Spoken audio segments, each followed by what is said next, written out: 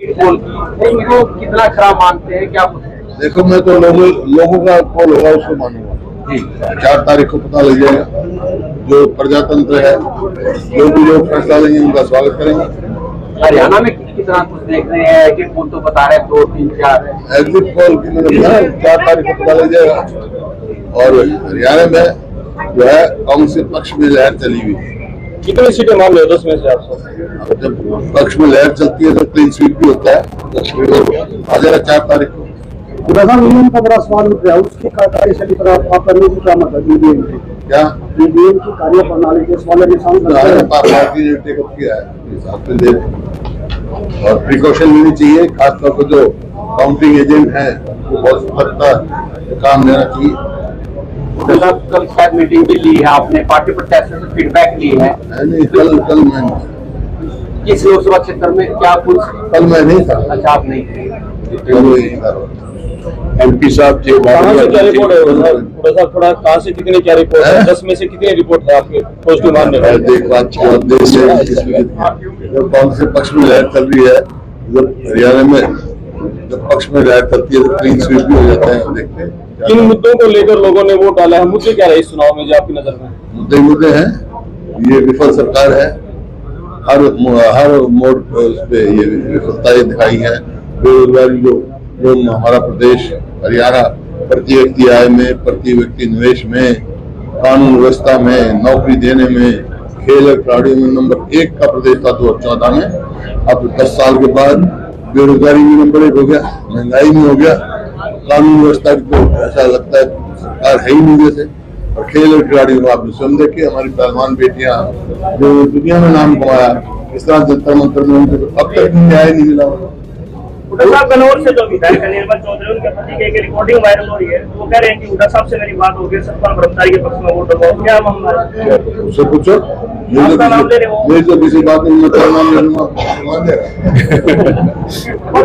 हुड्डा साहब कांग्रेस पार्टी ने चुनाव लड़ा है, बीजेपी ने चुनाव लड़ा, मुख्य दोनों पार्टियां थी, निसार और सोनीपत में जो बीजेपी के उम्मीदवार थे, उन्होंने विपरीत राजकाशी की शिकायत अपनी पार्टी लगाने सामने किया है। क्या कांग्रेस ने इस तरह का विपरीत राजकाशी की शिकायत की? कांग्रेस में कोई ऐसी तो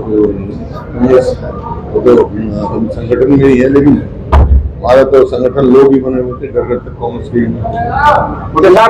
जेपी का एक बयान आया है, पूर्व मुख्यमंत्री खट्टर जी ने अधिकारियों और कर्मचारियों को कहीं ना कहीं प्रेशर डालने की कोशिश की है, अभी उन्होंने काम से नहीं किया। क्या माना जाए, प्रेशर है या कुछ और है? देखिए, इलेक्शन की प्रक्रिया होती है, उसमें इलेक्शन कमीशन का रोल होता है। हर बूथ पे सबके एजेंट होते हैं, उसी तरह एतराज करना चाहिए था। ये तो बौखलाहट की भाषा है।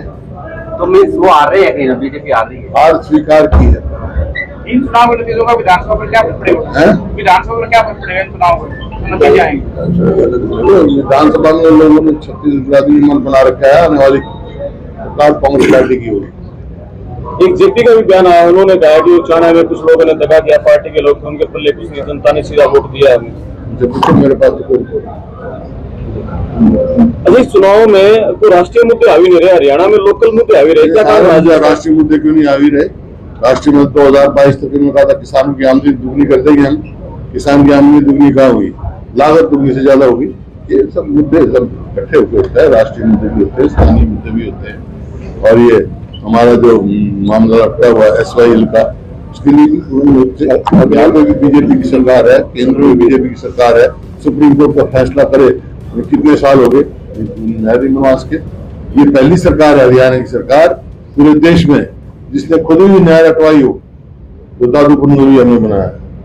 ये पहली सरकार है पूरे देश में जिसने नेशनल हाईवे मंजूर हुआ हुआ और ये लिखा हुआ हमारे जरूरत नहीं है। प्रधानमंत्री के ध्यान आकर्षण पर क्या कहेंगे जो ध्यान पर गए हैं? प्रधानमंत्री जी तो ध्यान पर बैठे हैं। क्या अपनी व्यक्तिगत बात है, आप ध्यान पर चले जाओ। हुड्डा साहब, कांग्रेस घोषणा पत्र में कहा गया है कि आज जरूरतमंद महिला के खाते में 8500 रुपए आएंगे।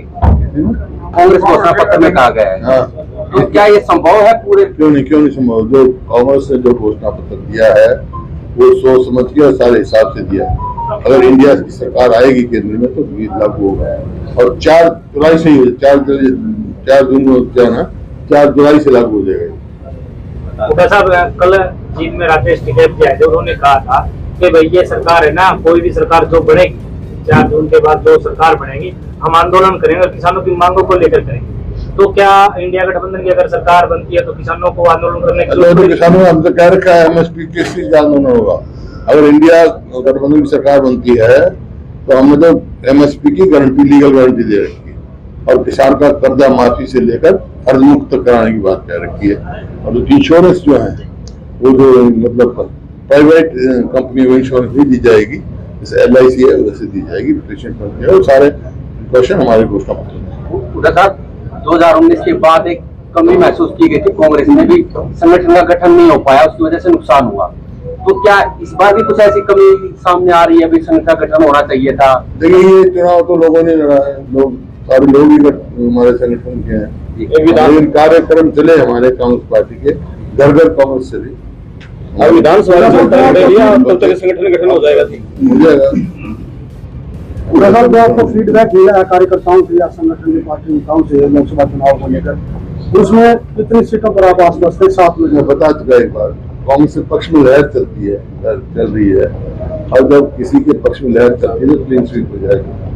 कितनी का क्या मतलब है जो